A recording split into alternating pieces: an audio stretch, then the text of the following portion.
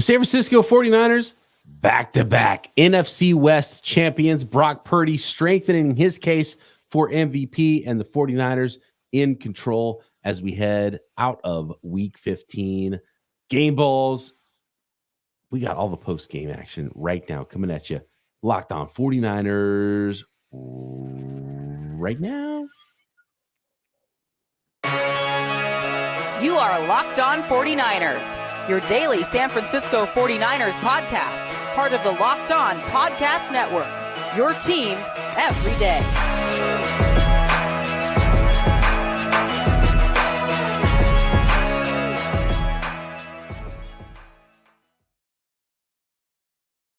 Welcome to Locked On 49ers. Brian Peacock and Eric Crocker at BD Peacock at Eric_Crocker. Actually, it's Crocky 209. I keep forgetting.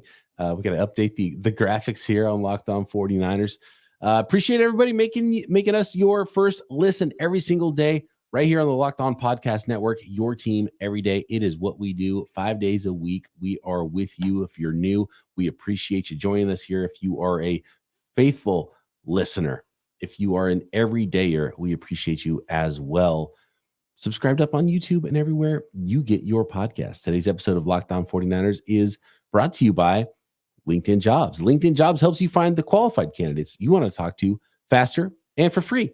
Post your job for free at linkedin.com/LockedOnNFL. That's linkedin.com/LockedOnNFL to post your job for free. Terms and conditions apply.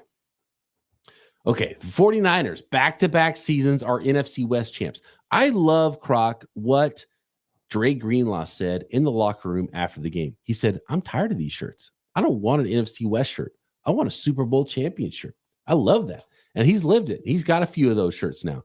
And you know, we've lived through this longer than Dre Greenlaw has. We've seen a lot of those NFC West shirts too. For 30 years, we've seen NFC West shirts. Not 30 in a row. Back-to-back. Congratulations, San Francisco 49ers. But it's the quest for six. It's been the quest for six for a long time. And I love that message from Dre Greenlaw. It's almost like, I don't even want to wear this right now because we're shooting for something a lot bigger. And this 49ers team is playing at such a high level. They had a little bit of a hiccup for 3 games earlier on in the season, but man, they've been the best team in the NFL before and after that. And, you know, the Arizona Cardinals aren't a team that you're going to go beat 45-29 and say, hey, look how good we are. We beat the Cardinals 45-29, right? But I just the 49ers just keep doing what they need to do to be in the position they're in as the 1 seed to control this thing. And it's getting more and more like, and Croc, you can tell me if you believe this, I feel like it's a Super Bowl or bust as it's ever been. And if the 49ers don't win this year, it's almost going to be a disappointment, even though it's been 30 years, right? But if they don't win the Super Bowl this year, it's almost like it's a disappointment because that's how good this team is. This is the team that's ready to win the Super Bowl. This is as talented and as confident that I've felt in the 49er team since as long as I can remember. And, you know, I've talked about it. You know, I don't remember the Joe Montana days. I was too young. I think when he left the 49ers, I was 4 or 5 years old. I barely remember the 49ers Super Bowl in 1994, really kind of more so the celebration than the actual game. So since then, I've watched a lot of teams where I was confident. I think like when Garrison Hurst snapped his ankle that year, I was pretty confident that they were potentially a Super Bowl team. I have that same type of feeling about this team because on both sides of the ball, you see guys making plays. You see a quarterback that is doing a terrific job making plays off script. Christian McCaffrey is so wide open. He catches the ball, falls on his face, gets up and still runs in for a touchdown. This team is just playing at a really high level, really on both sides of the ball. And a little, you know, hiccups here and there in this game defensively, but for the most part, nothing that I'm nervous about. It's definitely a Super Bowl buzz, probably more so than any season I can remember. I got a lot of people talking to me on Twitter today about this game, and Paney64 says, real danger game, division rival, handled with so much professionalism, operating as a true team. And you can't take for granted those games against your division rivals, even if you think, you know, okay, the 49ers are a lot better than the Cardinals, and they were. And they proved that they were. And eventually they, you know, they won out very easily. But it was a tough game early, and you can't take any of these games for granted in the NFL, especially against those teams that are your division rivals that are so familiar with how to play against you. They've already had a chance to game plan against you once. They're game planning against you for the second time. So this is one of those games that looks easier on paper than it actually is, and the 49ers showed that early. But I think the best thing that happened for the 49ers in this game is, you remember when we did our keys to victory, Croc, and we talked about, man, okay, we gotta keep the two biggest things, like, okay, for the 49ers defense, keep Kyler Murray in the pocket and keep contained on him. Don't let him run around on third downs and create big plays. And with your two starting defensive tackles out, you got to be able to stop the run. And the 49ers kind of struggled a little bit in one of those, but struggled big time in the other one of those. And the 49ers did not tackle well, and they've struggled tackling multiple games this season. And the Cardinals ran on the 49ers a little bit here. But in this game specifically, and it is the Arizona Cardinals, everything that could have gone wrong did, and the 49ers won easy and are resting starters. And there were guys playing that hadn't played a single snap all year in garbage time at the end of the game. So you can't play this game, I think, in week 16 on Christmas against the Baltimore Ravens. You can't play this game against them, and you can't play this game in the playoffs, because against the Cardinals is good enough. It's easily good enough. But against some other teams, it might not be good enough. So they won easily. They won walking away. They were resting starters in garbage time. But I think the 49ers are so good that they can win a game like this so easily and then go back to the tape and say, there's a lot of things we still need to clean up for next week.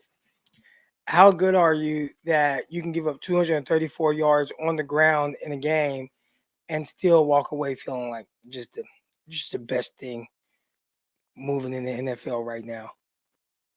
You just talked about Super Bowl bust, and I think Super Bowl bust comes from not only the confidence that I think, the 49er fan base and us have in the 49ers, but really the confidence that everyone else has in the 49ers. I ran into some of my buddies today, and, I was at a 7-on-7 tryout, and, get to talking about football, and, everybody always wants to ask me about the 49ers.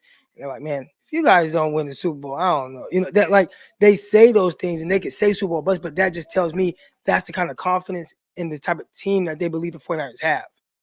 Like, this is a team like, man, y'all should win it. Like, if y'all don't win the Super Bowl, there's a problem, right? But that's how well this team is playing. Now, the realistic aspect of it is only one team wins. But I think the team that is favored right now to win the Super Bowl should be and is the 49ers. And again, I think that speaks volumes to what kind of season this is for them. Again, you gave up 234 yards on the ground, and I don't think anybody really batted an eye at that, because you still put up 40-something points. And I like that type of win where, you can say, man, we ain't play our best football. We made some plays. You had a pick six early. Shout out to Javarius Ward.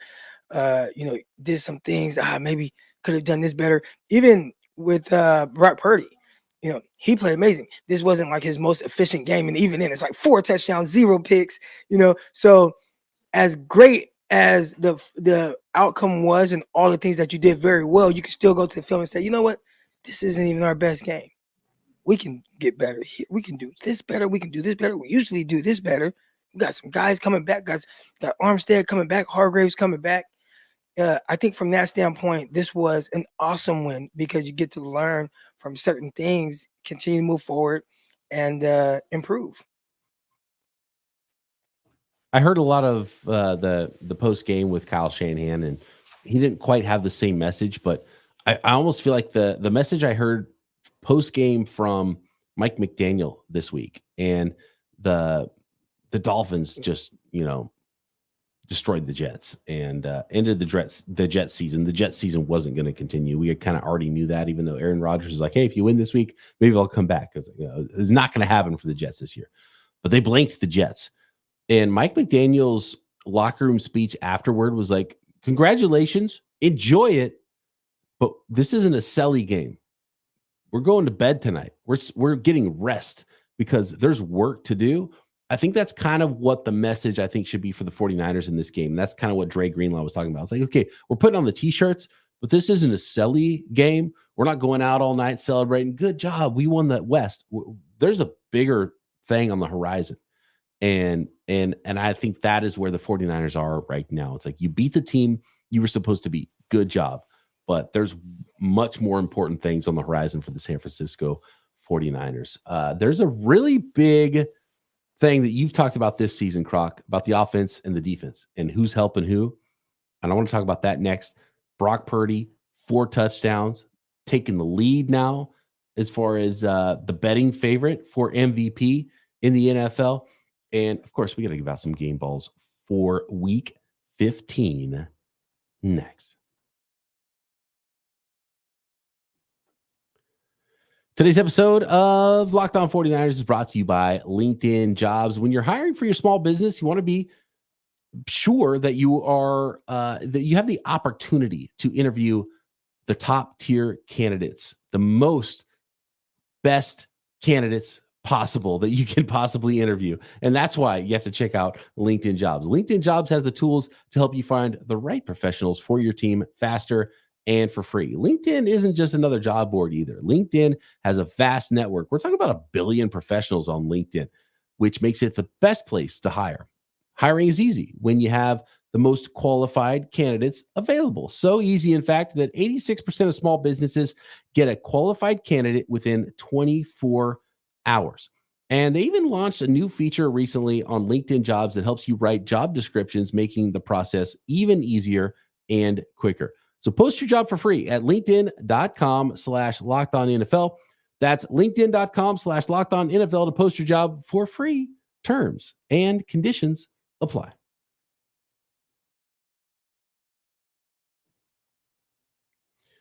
All right, Croc, this is that game you've been talking about. I want to see a game where the defense is struggling and the offense bails out the defense. Was this that game for you, Croc? Okay, so I missed like most of like the fourth quarter for the most part. So when I was watching, it looked like it was just kind of in hand. So from the time that I did not see, and some of it I was listening to in my ear, but from the time that I kind of stopped, I would say it was not quite that game. Now, it was kind of odd early on, just some of the gaping runs that they were getting kind of gas in the 49ers. I saw Kyler Murray kind of, being able to utilize his legs, get in space. Saw McBride making plays. I mean, he's going to be I don't want to say what I was going to say, but he's going to be tough for the 49ers to cover for some years. I mean, he's going to be a really good tight end. But for the most part, early on, it always felt like 49ers really have this in hand. And it might have been for, again, they drove down, they scored a touchdown. Then you drive down, you score a touchdown. Then you have the pick six. And from there, I just felt like 49ers were kind of in control. So this wasn't quite that game. But again, hey, maybe if the 49ers offense isn't scoring 45 points, then it does end up looking like that game that I was talking about. That's what I'm saying. And I think that's where the 49ers offense came in and said, okay, defense, you're struggling against the run a little bit. That's okay. We're going to score 45. Doesn't matter. Do whatever you want. We're going to put in the backups. They're going to score on the backups too. We're going to be so far ahead, it doesn't matter. So I think this was that game. I feel like it was pretty close to that game. Mark in the chat says, Kinlaw is surprisingly movable against the run. That's kind of been Kinlaw's thing. Kinlaw got credit for a sack in this game. He's such a tall player, and he's always been such a highlight guy where it's like you see one player like, oh man, that is awesome. If he could do that every time, it'd be great. But he doesn't do that every time. And he does get stood up and does get turned in the running game. And I think the 49ers did miss both of their starting defensive tackles in this game. And then behind those defensive tackles, they weren't tackling great in this game. So being healthy for next week is going to be huge because the Baltimore Ravens are the 1 seed in the AFC, the 49ers, the 1 seed in the NFC. And as it was put in the chat earlier, this could be a Super Bowl preview next week. Monday Night Football, Christmas, 49ers Ravens. Like, this is awesome. This is amazing. This is what it's all about. And the 49ers need to win a lot of football games because they need to go earn home field advantage. Because you see a team like, and this kind of ties in, Croc, with the MVP conversation. And the Dallas Cowboys are undefeated at home. And they're straight up bad on the road. The Dallas Cowboys right now are 7-0 at home with a plus 171 point differential. On the road, Croc, the Dallas Cowboys are 3-4 with a -4 point differential. I mean, that's insane. And head coach, Dallas Cowboys head coach Mike McCarthy was talking about it. He's like, we didn't play well tonight. We got to figure out how to close that gap from being good at home and bad on the road. And I've never, I don't know if I don't want to say I've never seen it because I don't know what the numbers say about being good at home and good on the road. And most teams are better at home than they are on the road. And, being at home in the playoffs is important, but we've seen the 49ers go road dog style and go win games on the road. The Dallas Cowboys, perfect at home, plus 171, 3-4, sub 500 on the road, -4. Like, that's insane what this Dallas Cowboys team is.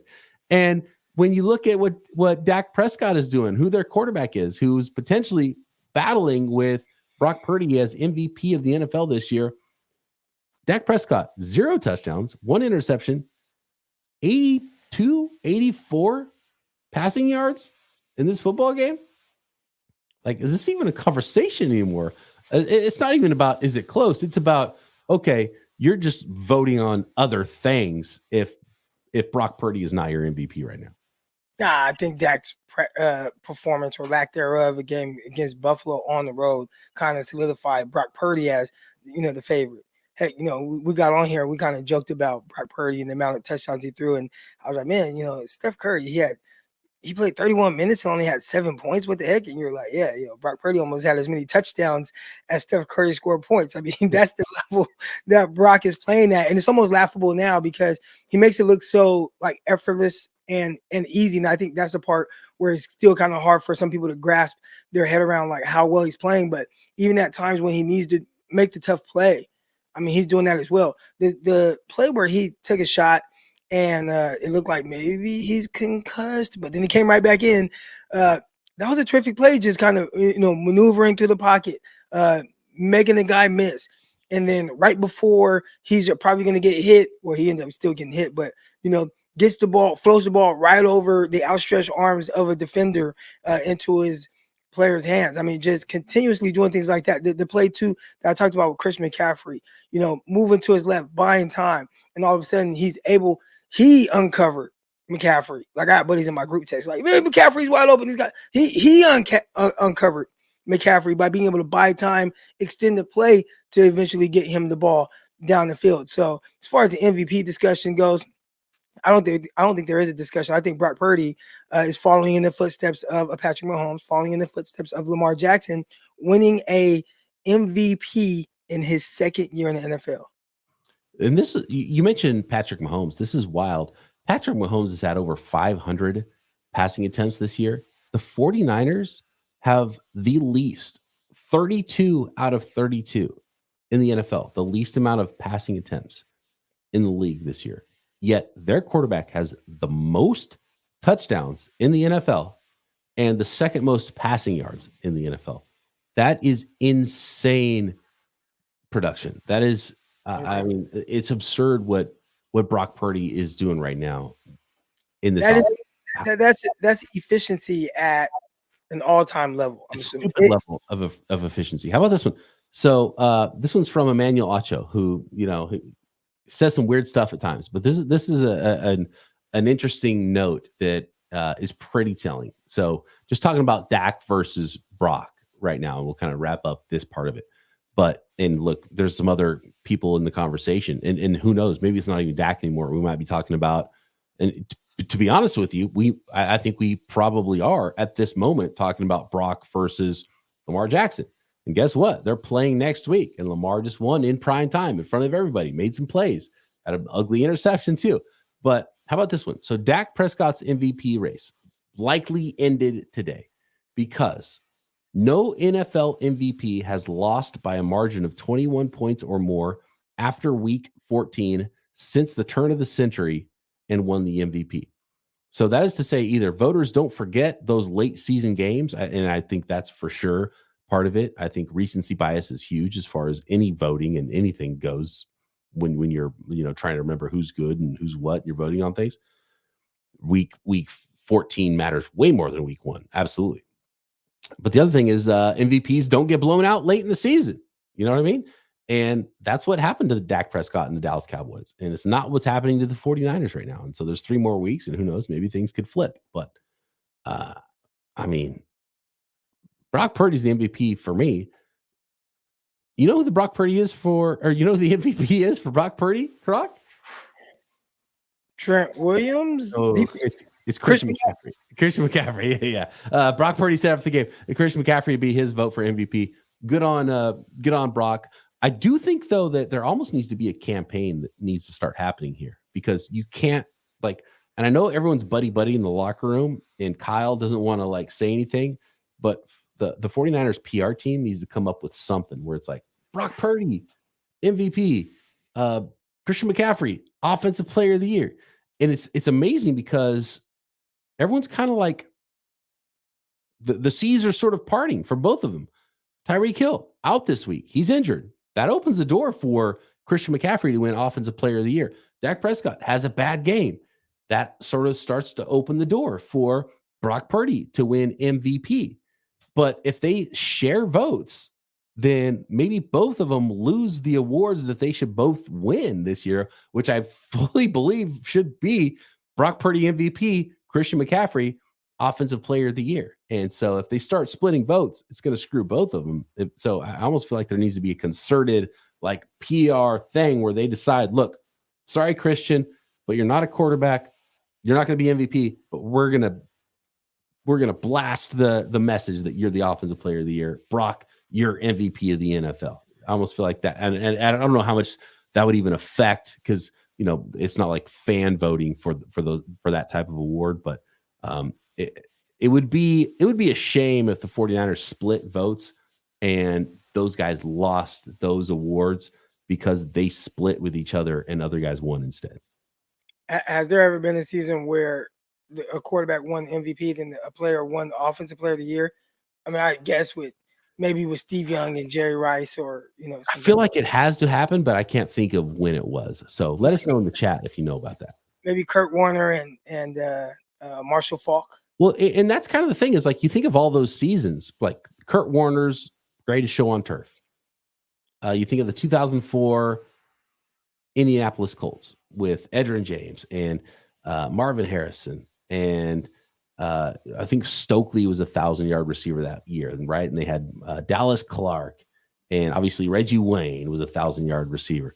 And then in 2007, half of Tom Brady's touchdowns went to one player, Randy Moss. All those quarterbacks won the MVP in those seasons. There is one player that won MVP and Offensive Player of the Year in the same year. Adrian Peterson, 2012. And that's the last time a non-quarterback has won the MVP. And they gave him the Offensive Player of the Year award as well. OPOY. He should have won Comeback Player of the Year as well. I think they gave that one to Peyton Manning, but he was coming off of a torn ACL. So he tore his ACL the year before, ran for 2,000 yards, won MVP, won Offensive Player of the Year. Should have been Comeback Player of the Year. Should have just cleaned house with everything. Looks like Marshall Faulk got Offensive Player of the Year when Warner got MVP. Okay, good. Yeah. Makes sense. And anybody, for any of y'all, and I'd assume that our age demographic remembers the Greatest Show on Turf very well, but Marshall Faulk was fun to watch. And essentially he was the older version of what we're seeing now from Christian McCaffrey. It was it's exactly what it was. Yep.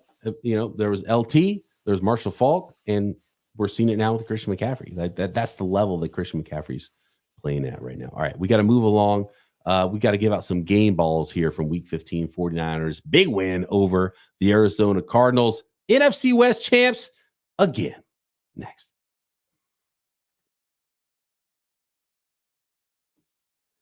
Today's episode of Locked On 49ers is brought to you by FanDuel, America's #1 sportsbook. As the weather gets a little bit colder, it's about to be a lot of rain in California for the next week or so as we approach Christmas here. The NFL offers, though, they stay hot on FanDuel. Right now, new customers get $150 in bonus bets with any winning $5 money line bet. That's $150 if your team wins. So if you've been thinking about trying FanDuel, there's no better time than right now to get in on the action. And guess what? You get that extra bonus of 150 betting bucks, and you can spend that on spreads, player props, over-unders. You can bet on, dude, I love the betting of parlays. I love the app. I love the website at FanDuel. It is so easy to use, and not just NFL football as well. And of course, you can bet on those San Francisco 49ers to win the Super Bowl. You can bet on Kyle Shanahan to win Coach of the Year. You can bet on Brock Purdy to win MVP. You can bet on the next coach that gets fired. You can, there's draft props as well. But I mean, college football, the playoffs are coming there. Major League Baseball is coming. You can bet on free agency in baseball. NBA, every sport you can imagine, you can find it on FanDuel. So visit FanDuel.com/lockedon. Again, that is FanDuel.com/lockedon. Get $150 in bonus bets. FanDuel, official partner of the NFL.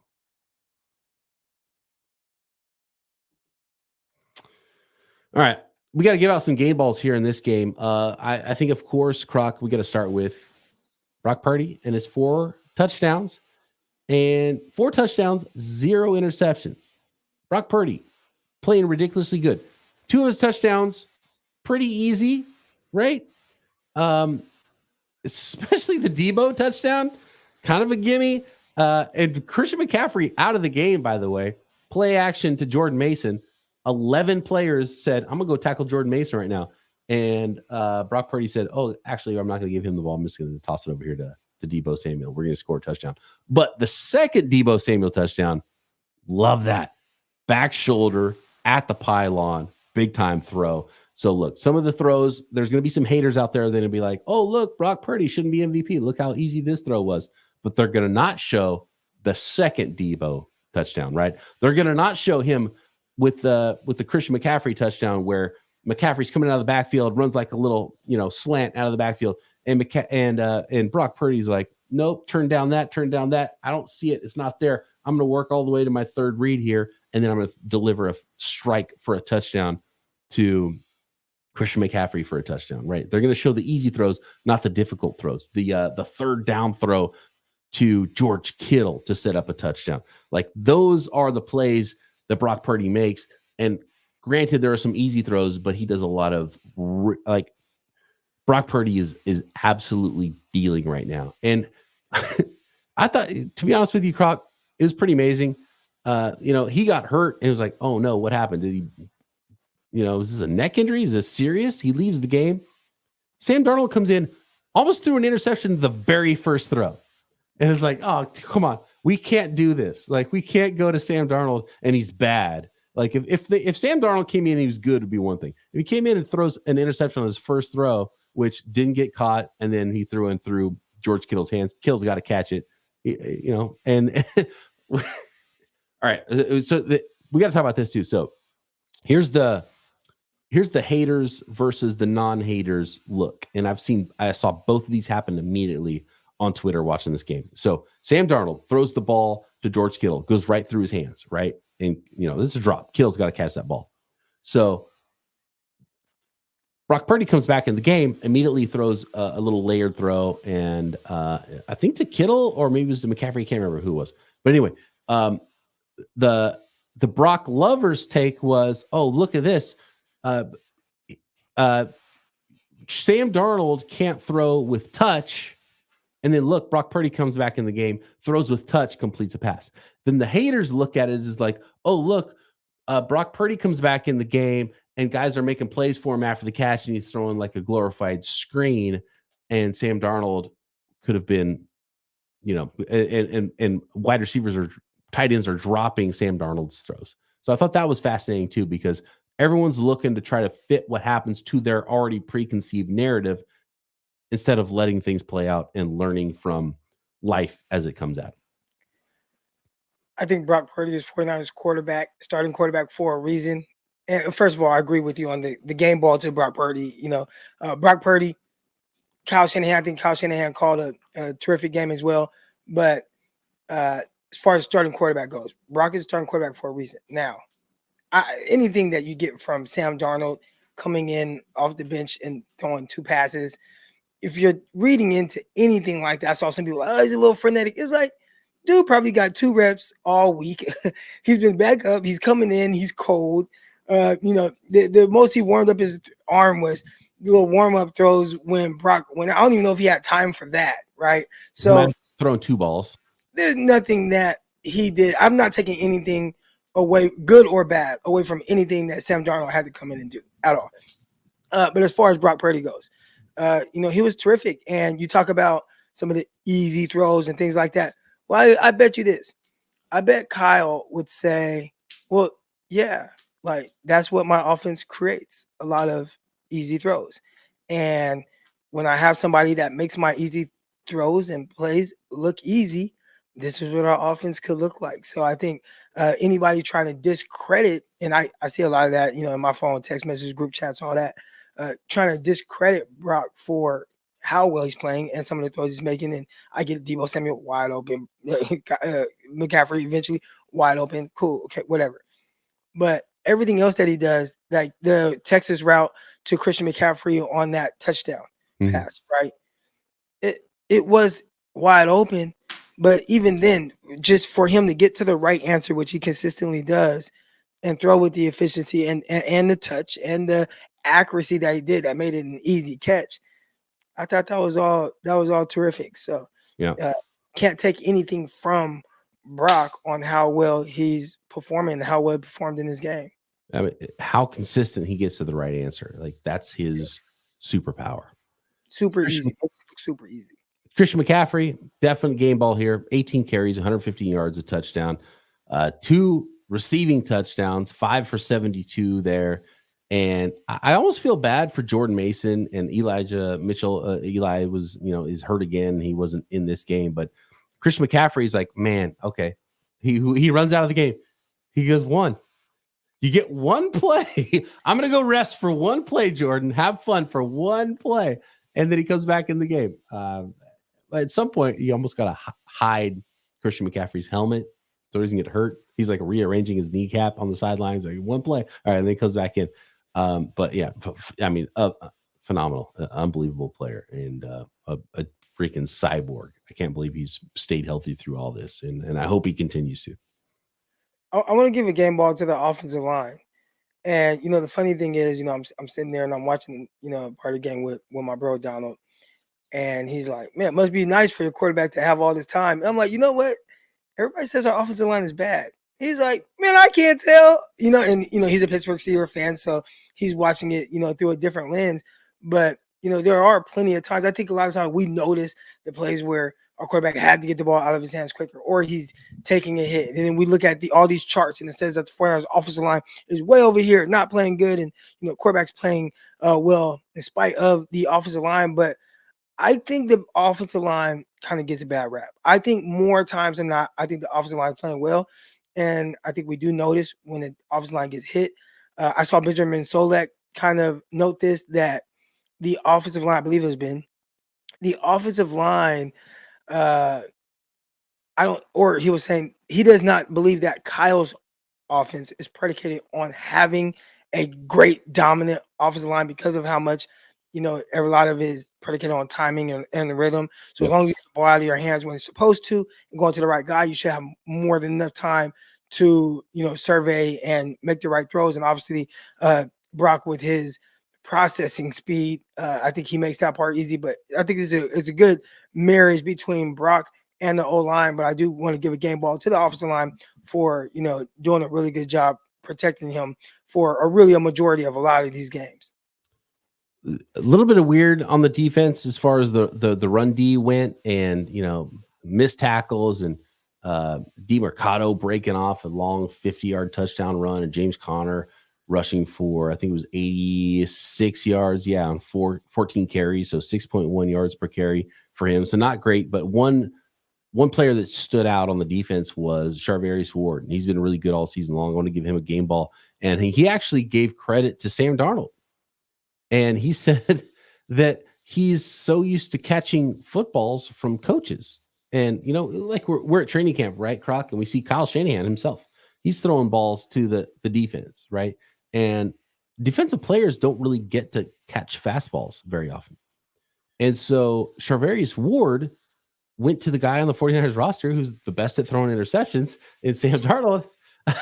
Sorry, that's like the best arm on. Sam. That's not fair, Sam. I'm sorry, but he credited that's the best arm on the roster. Yeah. He credited like Sam Darnold because he's like, I've got all these pass breakups, but if I caught a couple of those, I'd be considered a much better player and maybe be considered as an All-Pro or a Pro Bowler, a Defensive Player of the Year, or whatever it is.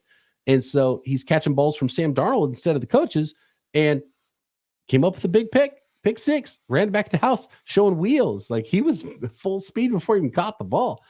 Fantastic play, huge play in this game.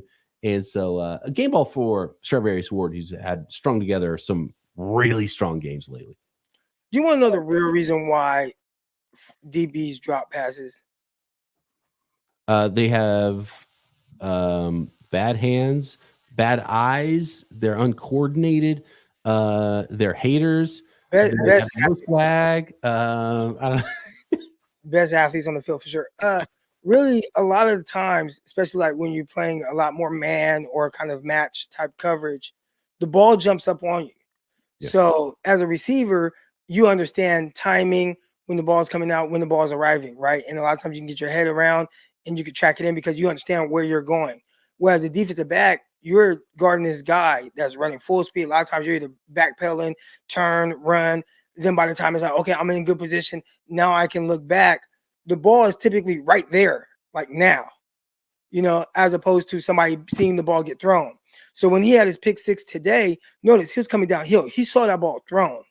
So now I'm coming downhill. I see the ball thrown. I could tack it, catch it, and use my athleticism, then outrun everybody.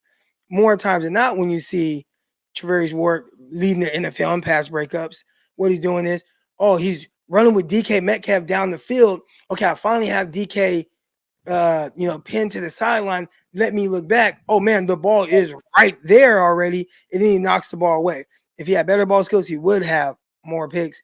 But it is extremely difficult a lot of times for DBs because just think of, and I guess you guys in your living room right now, you can have somebody do this to you. Have your significant other or your child or whatever, you turn around, face the wall, and then have them throw something at you. And then when they say ball, you have to flip, turn around, and catch the ball. And that's what it's like as a defensive back. I actually like doing that drill with my guys. But do that, practice that, and then just kind of see, and then have them throw it harder and harder and harder each time, and just see how difficult like that could be. And that's what it's like playing DB. So, it kind of goes with the territory. I understand what everybody says, but it's like my hands are terrific. So, some folks in the chat saying you're trying to make excuses for DB's Croc, but I get where you're coming. Always. And yeah, it's much more difficult to turn around and find a ball that's all of a sudden 2 feet from your head and try to catch that versus you know where the ball is supposed to be. Yeah, do it. Just do what I just said. And I'm not saying just have them throw a little lollipop. Like have them throw something at you, and then when it's halfway there, be like ball, and you got to flip and turn and track the ball in and catch it. And that's really what it's like. But times 10 because you don't have to run with DK Metcalf. Yeah, you're just in your living room, turn around against the wall. All right, we got to get out of here. Thanks, everybody, for making us your first listen here on the Locked On Podcast Network. Make sure you subscribe on YouTube and everywhere you get your podcasts.